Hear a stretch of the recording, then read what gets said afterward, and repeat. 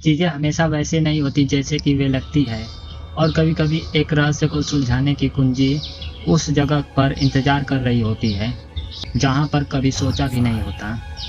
क्या हाल है मेरे दोस्तों।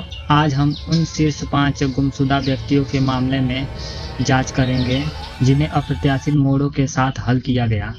तो आइए सीधे इनमें कूदते हैं। Number 5, Michelle Whitaker. Michelle Whitaker, जिन्हें उनके दोस्तों सैली के नाम से जानते थे, अगस्त 2002 में गायब हो गई।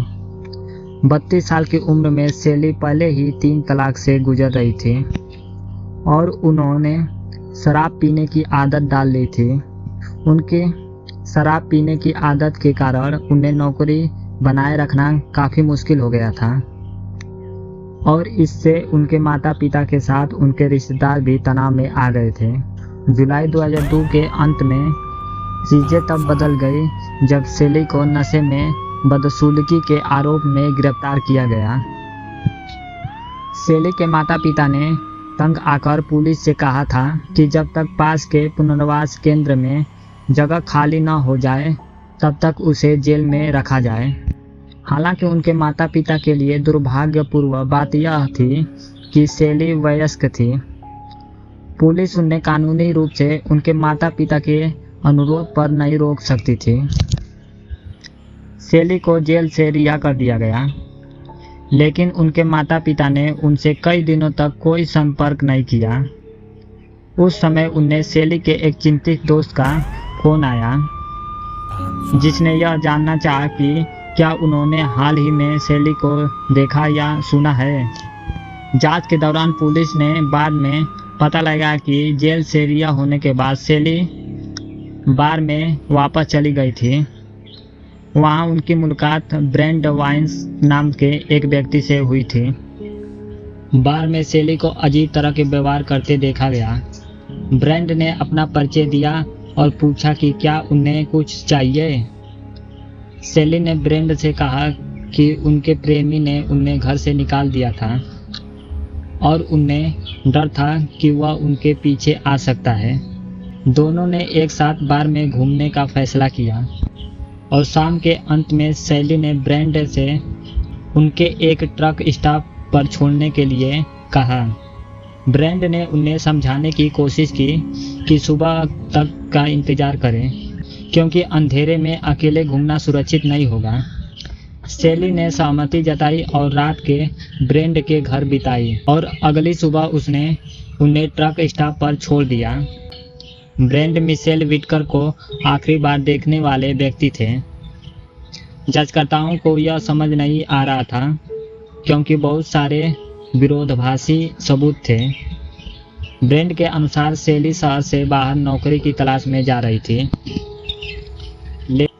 लेकिन वह अपने साथ केवल कपड़ों के अलावा कुछ भी नहीं ले जा रही थी। उन्होंने यहाँ तक कि अपने प्यारे कुत्ते को भी पीछे छोड़ दिया था।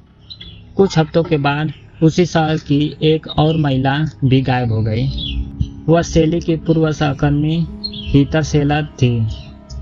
उनका मामला भी ठंडा पड़ गया और पुलिस को लगने लगा कि दोनों मामले जुड़े हो सकते हैं।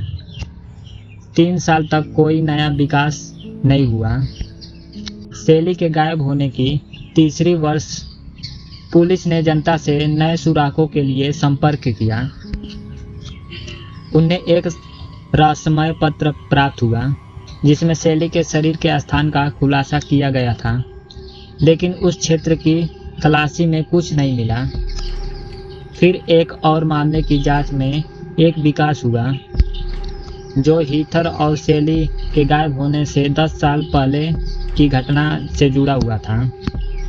डाना सैटरफील्ड की बर्बर हत्या का ठंडा मामला आखिरकार सुलझ गया और अपराधी के रूप में जोनाथन बिक की पहचान हुई। जोनाथन बिक मिशेल व्हिटकर और हीथर सेलर दोनों को जानता था और अब पुलिस को पता चल गया था कि उसने डाना सैटरफील्ड के साथ क्या किया था। वह सैली और हीथर के मामले में नंबर 1 संदिग्ध बन गया। हालांकि पुलिस जोनाथन बिक के गायब होने में शामिल होने का ठोस सबूत नहीं ढूंढ पाई और मामले एक बार फिर ठंडे पड़ गए। शैली के गायब होने के 6 साल बाद सोमवार 4 अगस्त 2008 को पुलिस को ओरेगन की एक महिला से सूचना मिली जिसने दावा किया कि वह जानती है कि शैली कहाँ है। शुरू में उन्हें विश्वास नहीं हुआ क्योंकि यह अब तक की कहानी के साथ मेल नहीं खा रहा था। एक महिला जो रहस्यमय परिस्थितियों में गायब हो गई थी, वह 6 साल बाद अपने असली नाम का उपयोग करके पूरी तरह से सुरक्षित कैसे वापस आ सकती है। महिला ने जांचकर्ताओं को बताया कि वह शैली की एक दोस्त थी जिसने गलती से उसकी गुमशुदगी की रिपोर्ट देखी और यह बताने के लिए फोन किया कि वह वास्तव में गुमशुदा नहीं है। दावे से हक्का-बक्का हुए जांचकर्ताओं को यह यकीन हो गया कि महिला गलतफहमी का शिकार हो गई थी और उन्होंने उससे उस व्यक्ति की वर्तमान फोटो ईमेल करने को कहा जिसे वह मिशेल व्हिटेकर समझ रही थी। जब उन्होंने फोटो देखा तो पुलिस चौंक गई। यह वही शैली थी जो 6 साल से लापता थी। हर कोई हैरान था, यहाँ तक कि खुद शैली भी। अपनी मां के साथ बार-बार झगड़ों के बाद, नौकरी बनाए रखने में मुश्किलों, शराब पीने और तलाकों के बाद शैली घर से एक नई शुरुआत के लिए चली गई थी। जो कुछ भी हुआ था, उसके बाद उन्हें लगा कि उनके परिवार को उनके साथ कुछ लेना देना नहीं है और उन्हें कभी पता ही नहीं चला कि उनके लापता होने की रिपोर्ट की गई थी। एक परी कथा जैसी अंत में शैली को अपनी बहन की शादी में शामिल होने के लिए समय पर ढूंढ लिया गया और वे पारिवारिक बंधन, जिन्हें उन्होंने कभी सोचा था कि टूट गए हैं, अचानक फिर से जुड़ गए। Number 4, Lauren Roberts. नैरेटर वेरा लॉरेन रॉबर्ट्स 12 फरवरी 1964 को लापता हो गई थी। वह ड्रिपिंग स्प्रिंग्स, टेक्सास के छोटे से शहर में बड़ी हुई और किसी अज्ञात कारण से 16 साल की उम्र में हाई स्कूल छोड़ दिया था। उन्होंने ऑस्टिन में शिफ्ट होकर एक वेट्रेस के रूप में नौकरी की। वहां उन्होंने कुछ वर्षों तक काम किया और 1949 में उनकी मुलाकात एक युवक से हुई जिससे उन्होंने केवल 10 दिन बाद शादी कर ली। युवा लॉरेन के लिए चीजें तेजी से बढ़ रही थी, लेकिन इस दंपति ने 3 बच्चों को जन्म दिया और कुछ समय के लिए खुश लग रहे थे। 1956 में लॉरेन, उनके पति और बच्चे न्यू जर्सी चले गए ताकि उनके पति के परिवार के करीब रह सकें। लॉरेन के लिए दुर्भाग्य से उनके पति का परिवार उनसे घृणा करता था और उन्होंने इसे छिपाने की कोई कोशिश नहीं की। उन्होंने लॉरेन और बच्चों के लिए ऑस्टिन वापस जाने के लिए ट्रेन टिकट खरीदे और बच्चों के साथ अकेले यात्रा करने के बाद उन्होंने तलाक ले लिया। अब 3 बच्चों की एकल मां के रूप में लॉरेन ने अपने बच्चों के लिए कड़ी मेहनत की, लेकिन वह ऐसा नहीं कर पाईं। उन्हें बच्चों को गोद लेने के लिए मजबूर होना पड़ा और उनके जीवन में इस निर्णय और अन्य घटनाओं ने उनके मानसिक और भावनात्मक स्वास्थ्य पर प्रभाव डाला। लॉरेन ने अपनी बहन रूबी से उन्हें एक मानसिक अस्पताल ले जाने के लिए कहा, जहां वह अगले 4 वर्षों तक कई बार चेक इन और आउट करती रहीं। हर बार जब वह अस्पताल छोड़ती, तो वह वेट्रेस के रूप में एक नई नौकरी ढूंढती, जहां वह तब तक जीविका कमाने के लिए काम करती जब तक कि दबाव अधिक नहीं हो जाता और वह अस्पताल लौट आती। यह एक क्रूर चक्र था और लॉरेन अपने जीवन पर नियंत्रण फिर से हासिल नहीं कर पा रही थी।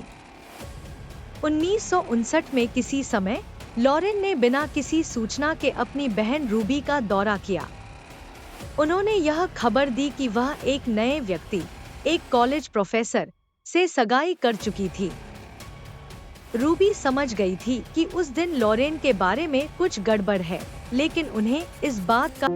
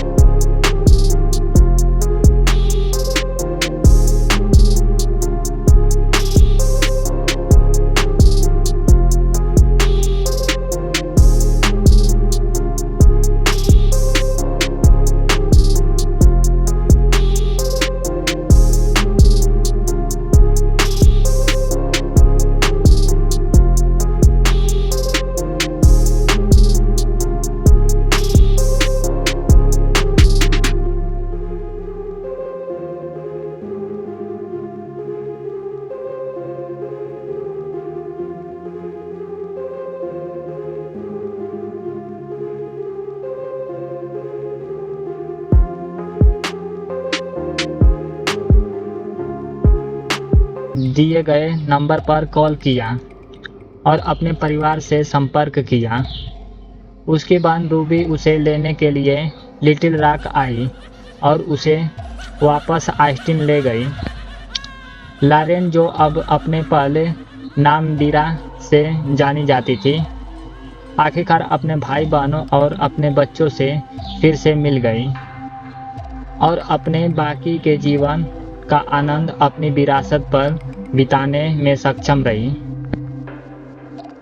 जैसे कि आखिरकार उसे अपने सारे पश्चिम और संघर्षों का इनाम मिल रहा हो। Number 3, Brenda heist. ब्रेंडा एक 43 वर्षीय महिला जो पेंसिल्वेनिया के एक छोटे से शहर की एक प्यार करने वाली पत्नी और मां थी, जब तक कि तलाक ने उसे शांति को तोड़ने की धमकी नहीं दी जिसे उसने अपने परिवार के साथ बनाई थी। उस समय वह एक स्थानीय कार डीलरशिप में एक बुक कीपर के रूप में काम कर रही थी, लेकिन वह अपने लिए पर्याप्त नहीं काम कर रही थी। तलाक की प्रक्रिया चल रही थी और ब्रेंडा एक नए अपार्टमेंट में जाने की कोशिश कर रही थी और उसने किराए को वहन करने में मदद के लिए सरकारी सहायता के लिए आवेदन किया था, लेकिन उसे अस्वीकार कर दिया गया।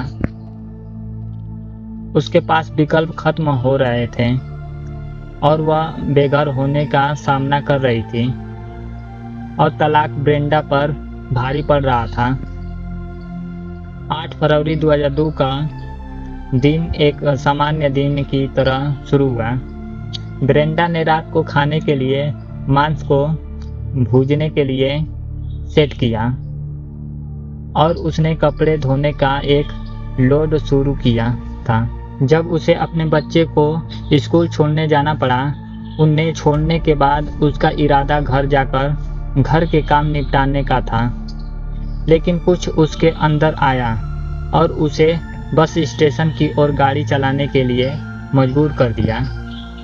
ब्रेंडा अपनी स्थिति से पूरी तरह से अभिभूत थी, खासकर इस विचार से कि अगर वह खुद का समर्थन करने का कोई रास्ता नहीं ढूंढ पाई तो वह अपने बच्चों और पूर्व पति पर बोझ बन जाएगी।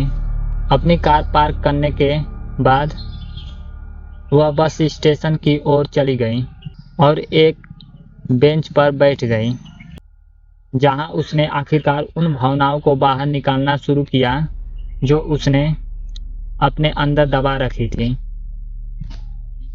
2 अजनबियों ने उसे बेंच पर रोते हुए देखा और पूछा कि क्या वह ठीक है।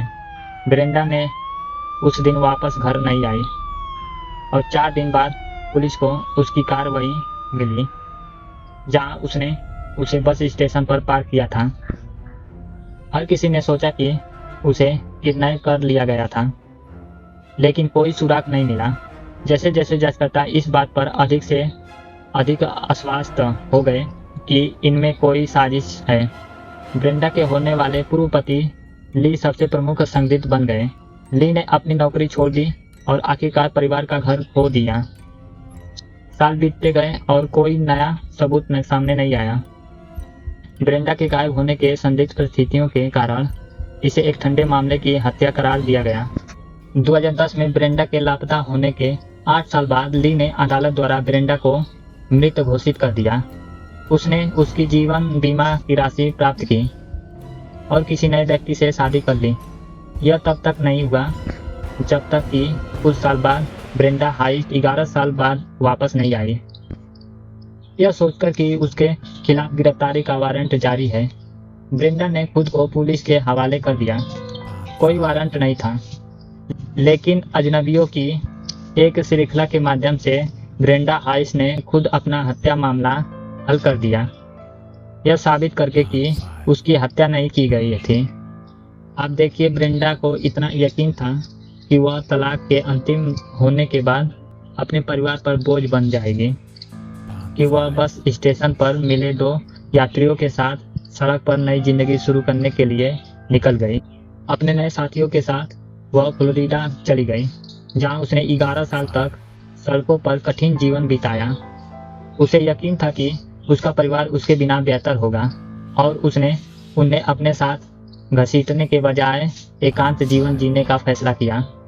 जीवित रहने के लिए ब्रेंडा समुद्र तट और पुलों के नीचे सोई और विभिन्न अस्थायी नौकरियों में काम किया, जिसमें भोजन के लिए पैसे कमाने के लिए नाव की सफाई भी शामिल थी। अपने आप को पुलिस के हवाले करने से कुछ समय पहले ब्रेंडा मुसीबत में आ गई थी, क्योंकि उसने एक समाप्त लाइसेंस प्लेट और प्रतिबंधित सामग्री के कब्जे में गाड़ी चला रही थी। ब्रेंडा ने आरोप का विरोध नहीं किया और काउंटी जेल में 2 महीने की सजा काटी। यह पता चलने के बाद कि ब्रेंडा अभी भी जीवित है, परिवार कुछ समाचार साक्षात्कारों के लिए फिर से मिल गया, लेकिन 1 दशक से अधिक समय तक शामिल सभी लोगों ने जो दर्द सहा था, उसने एक बड़ा अंतर पैदा कर दिया। ये पाटना असंभव था। Number 2, Alex Kapoor. एलेक्स 1987 में लापता हुए ब्रिटिश कोलंबिया कनाडा के एक 65 वर्षीय व्यक्ति थे। वह एक सफल संगीतकार थे, जिनका एक बड़ा परिवार और एक प्यार करने वाली पत्नी भी थी और कई बच्चे और पोते पोतिए थे। अपने संगीत करियर के अलावा उन्होंने अपनी गुमशुदगी से पहले लगभग 1 दशक तक सफाई उद्योग में काम किया।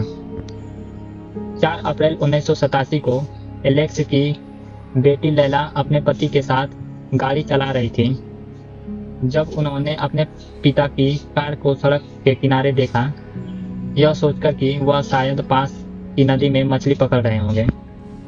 उन्होंने सोचा कि वे चूंकि आसपास हैं तो उन्हें चेक कर लें। उन्होंने अपनी कार उनके पास पार्क की और नदी की ओर चल दिए, जहां उन्हें उम्मीद थी कि एलेक्स को उनके मछली पकड़ने के डंडे के साथ नदी के किनारे बैठे हुए पाएंगे, लेकिन वह वहां नहीं थे। इसलिए उन्होंने इलाके की तलाशी शुरू की, क्योंकि लैला ने अपनी मां को फोन किया। एलेक्स की पत्नी मार्गरेट ने कहा कि उसने उसे 24 घंटे से अधिक समय से नहीं देखा है, इसलिए उन्होंने स्थानीय अस्पतालों में संपर्क करना शुरू कर दिया। सबसे बुरी आशंका से डरते हुए किसी भी अस्पताल में एलेक्स के चेजिंग इन का रिकॉर्ड नहीं था, इसलिए लैला और उसके पति ने अपने पिता के लापता होने की रिपोर्ट दर्ज कराने के लिए पुलिस को बुलाया। जब पुलिस पहुंची तो उन्होंने एलेक्स की कार और नदी के किनारे के आसपास के इलाके की तलाशी ली, लेकिन उन्हें एलेक्स कूपर को ढूंढने में मदद करने के लिए बिल्कुल भी कुछ नहीं मिला। उसका मछली पकड़ने का डंडा और टैकल उसकी बंद कार में था, जैसे कि वह वास्तव में मछली पकड़ने के लिए जाने वाला था इससे पहले कि वह गायब हो जाए। जांचकर्ता केवल यह पता लगाने में सक्षम थे कि एलेक्स ने अपनी कार से लगभग 1 मील की दूरी पर एक रेस्तरां में दोपहर का भोजन किया था। एलेक्स का परिवार चिंतित था कि उसे लूट लिया गया है और उसकी हत्या कर दी गई है, या उसे दिल का दौरा पड़ा होगा और वह नदी में गिर गया होगा, लेकिन इन दोनों ही स्थितियों का समर्थन करने के लिए कोई सबूत नहीं मिला। पुलिस का मानना था कि एलेक्स ने शायद अज्ञात कारणों से अपने परिवार को छोड़ने का फैसला किया होगा, लेकिन उसका परिवार इस सिद्धांत के सख्त खिलाफ था। उनका तर्क था कि वह अपनी जिंदगी को स्वेच्छा से कभी नहीं छोड़ सकता था। पूरा 1 साल बिना किसी नई जानकारी के बीत गया और एलेक्स को कानूनी रूप से मृत घोषित कर दिया गया। यहीं से एलेक्स कूपर की कहानी ने एक गंभीर मोड़ लिया। उसकी पत्नी मार्गरेट अपने रिकॉर्ड के लिए एलेक्स का जन्म प्रमाण पत्र प्राप्त करने की कोशिश कर रही थी और उसे एक बड़ी समस्या का सामना करना पड़ा। कनाडा सरकार के रिकॉर्ड के अनुसार एलेक्स कूपर के लिए कोई जन्म प्रमाण पत्र नहीं था। मार्गरेट ने अन्य रिकॉर्ड खोजने की कोशिश की, जिन्हें वह उसके जन्म प्रमाण पत्र का पता लगाने के लिए उपयोग कर सकती थी, लेकिन उसने पाया कि एलेक्स कूपर के बारे में कोई रिकॉर्ड नहीं था, कम से कम उनके 1952 में शादी के प्रमाण पत्र तक। उसने हाई स्कूल, सैन्य मसौदा पंजीकरण और उसके चिकित्सा इतिहास के रिकॉर्ड खोजने की कोशिश की, लेकिन वे सभी खाली निकले। ऐसा प्रतीत होता है कि एलेक्स कूपर वास्तव में एलेक्स कूपर नहीं था। 4 और साल बीत गए, जबकि एलेक्स का परिवार यह समझने की कोशिश करता रहा कि वह आदमी कौन था जिसे उन्होंने खो दिया था और उसने अपनी पिछली जिंदगी को अपने सबसे प्रिय लोगों से क्यों छिपाया था। कहानी और गहरी हो गई जब 27 मई 1991 को कनाडा के दूसरे हिस्से में एक और गुमशुदगी की रिपोर्ट आई। एक टोरंटो के आदमी, जिसका चेहरा एलेक्स कूपर से काफी मिलता जुलता था, एक आदमी जिसका नाम डेविड कूपर था और जिसकी नौकरी भी एलेक्स की तरह ही थी, वह भी गायब हो गया था। हालांकि डेविड कूपर वास्तव में गायब नहीं हुआ था।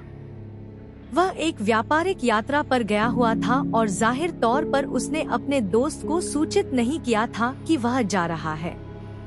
जब उसके दोस्त ने उससे लंबे समय तक कोई खबर नहीं सुनी, तो उसने चिंतित होकर उसकी गुमशुदगी की रिपोर्ट कर दी। जब वह नहीं था, पुलिस ने उस बोर्डिंग हाउस के कमरे की तलाशी ली जहां वह ठहरा हुआ था और उन्हें एलेक्स कूपर की अपने पोते के साथ खींची गई एक तस्वीर मिली।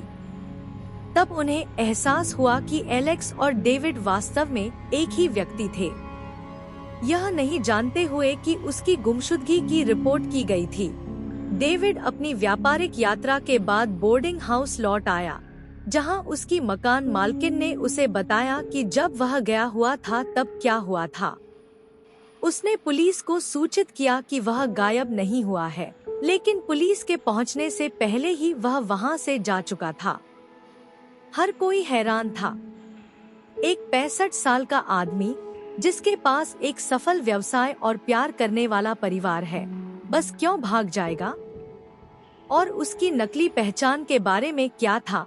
एलेक्स लगभग 1 साल तक पुलिस से बचता रहा, इससे पहले कि एक सूचना ने पुलिस को उसकी जगह का पता दिया। आखिरकार एलेक्स कूपर को पूरी कहानी बताने का समय आ गया था।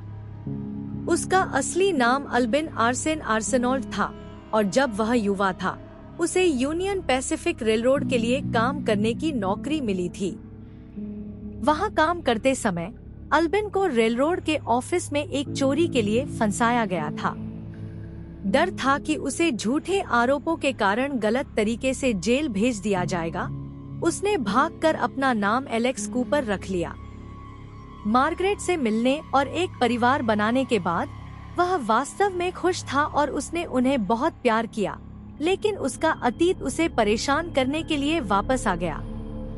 65 साल की उम्र पूरी होने पर उसे अपनी पेंशन प्राप्त करनी थी, लेकिन वह बिना जन्म प्रमाण पत्र के आवेदन नहीं कर सकता था। अपने परिवार को अपने गुप्त अतीत के बारे में बताने में असमर्थ, वह फिर से भाग गया था। सच बताने के बाद एलेक्स अपने परिवार से दोबारा मिल सका, जो हर चीज के बावजूद उसे स्वीकार करने के लिए तैयार था। Number 1, Tanya rider.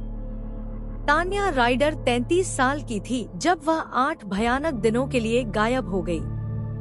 वह अपने पति टॉम के साथ मैपल वैली, वाशिंगटन में रहती थी।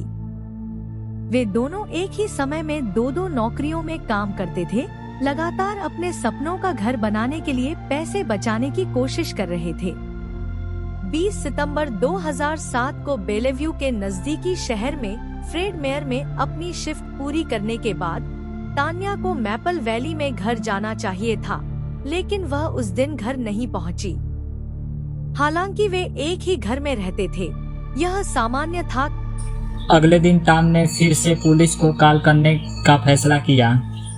यह पहले से ही तान्या के गायब होने का तीसरा दिन था और टॉम को डर था कि उसे ढूंढने के लिए समय निकला जा रहा था। आखिरकार पुलिस ने तान्या को लापता व्यक्ति के रूप में पंजीकृत करने के लिए सहमति जताई और खोज शुरू हुई। तान्या के गायब होने के चौथे दिन टॉम को स्थानीय पुलिस विभाग के एक जांचकर्ता ने संपर्क किया, जिसने मामले के बारे में उनसे कई सवाल पूछे और तान्या के बैंक खाते तक पहुंच प्राप्त की। तान्या के डेबिट कार्ड पर हाल ही में कुछ गतिविधियां हुई थी, जिसमें उसके गायब होने के बाद $1,600 से अधिक की नकद निकासी शामिल थी, जिससे पुलिस को यह विश्वास हो गया कि वह लापता नहीं हुई थी बल्कि अपनी मर्जी से चली गई थी। टॉम यह मानने को तैयार नहीं था कि उसकी पत्नी अचानक उसे छोड़कर चली गई, इसलिए वह जोर दे रहा था। उसे एहसास हुआ कि तान्या के कार्ड पर की गई गतिविधि वास्तव में खुद उसी ने की थी और उस समय वह अत्यधिक तनाव में होने के कारण उसके और जांचकर्ता के बीच गलतफहमी हो गई थी। इससे तुरंत संदेह पैदा हो गया और तान्या के गायब होने के 8वें दिन टॉम को पुलिस स्टेशन में एक कमरे में ले जाकर पॉलीग्राफी टेस्ट, झूठ पकड़ने वाली मशीन देने के लिए कहा गया था। उसी समय पुलिस आखिरकार तान्या के फ़ोन रिकॉर्ड तक पहुंच पाने में सक्षम हो गई। वे फ़ोन की लोकेशन प्राप्त कर सके और क्षेत्र की तलाशी शुरू की। उन्होंने 20 फीट गहरे खड्डे के नीचे तान्या की कार देखी और उसे जांचने के लिए नीचे गए। जैसे ही वे वाहन के पास पहुंचे, उन्हें पता चला कि कार के अंदर एक शरीर है। वह तान्या राइडर थी और चमत्कारिक रूप से गंभीर चोटों और खाने पीने की किसी भी सामग्री के बिना 8 दिन कार में फंसे रहने के बाद वह जिंदा थी। तान्या को तुरंत निकटतम अस्पताल के आपातकालीन कक्ष में ले जाया गया, जहां उसे चिकित्सीय रूप से कोमा में डाल दिया गया। तान्या की कई हड्डियां टूट गई थी और वह इतनी ज़्यादा पानी की कमी से ग्रस्त थी कि उसके गुर्दे काम करना बंद कर चुके थे। कई उपचारों और सर्जरी के बाद तान्या ने अंततः ठीक हो गई और आखिरकार अपने पति टॉम से फिर से मिली। उसे याद नहीं था कि वह खड्डे में कैसे पहुंची और उसने बताया कि वह वहां फंसे रहने के दौरान गंभीर मतिभ्रम इल्यूजन से पीड़ित रहती थी। वह जिंदा बाहर निकल आने के लिए बेहद आभारी थी। नीचे टिप्पणी में हमें बताएं कि आप इन अजीब मामलों के बारे में क्या सोचते हैं। अगर आपको रहस्यमय और डरावनी कहानियाँ पसंद है तो इस वीडियो को लाइक करें और हमारे नवीनतम वीडियो से अपडेट रहने के लिए सब्सक्राइब बटन को हिट करना ना भूलें। तो चलिए दोस्तों, मिलते हैं अगली बार एक नए वीडियो के साथ।